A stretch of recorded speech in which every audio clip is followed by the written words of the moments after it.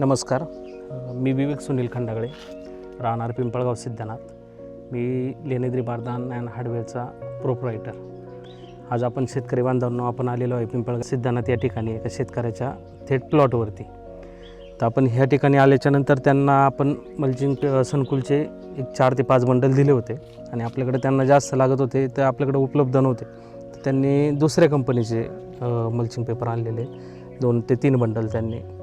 तर आपण त्याच्यात दोन्हींमधला फरक जाणून घेऊयात.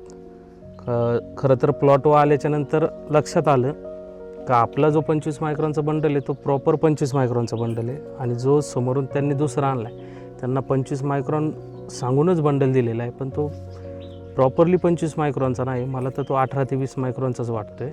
तर आपण खरं तर त्यांच्याकडनं जाणून घेऊयात नक्की काय त्यांना फरक जाणवला त्याच्यामध्ये. नमस्कार. नमस्कार. आपलं नाव? माझे नाव किशोर शंकर दावगट, राहणार पिंपळगाव सिद्धनाथ. तुमच्याकडून घेतलेल्या बंडलमध्ये आम्हाला जे जाणवलं ते दुसऱ्या बंडलमध्ये तेवढी हे भेटली नाही आम्हाला. अच्छा. तर आता आपण सनकुलचा 25 मायक्रॉनचा बंडल वापरला आहे, त्याच्यामध्ये तुम्हाला लांबीला, रुंदीला किंवा मग वजनामध्ये काही फरक जाणवला का प्रॉपर आलं त्याच्यामध्ये तो प्रॉपर आलेला आहे. आम्हाला संकुलचा बंडल जो प्रॉपर आलेला आहे आणि फक्त जो दुसरीकडून घेतलेला होता तुमच्याकडून न घेता बंडल घेतलेला तो त्याच्यामध्ये फक्त मायक्रॉनचा फरक जाणवलेला आहे आम्हाला.